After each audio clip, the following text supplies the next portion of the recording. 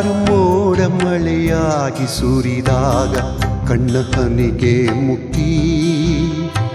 ಮರದ ಹಕ್ಕಿ ಮರಿದಕ್ಕೆ ಬೀಸಿದರೆ ಅದರ ಗರಿಗೆ ಮುಕ್ತಿ.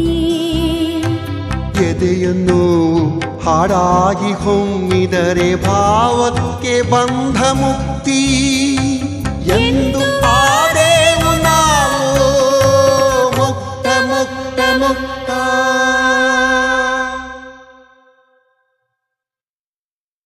ದೂರದಿಂದಲೇ ಜೀವ ಹಿಂಡುತ್ತಿದೆ ಕಾಣದೊಂದು ಹಸ್ತ, ಆ ದೇವೆ ಬಂದ ಮುಕ್ತ.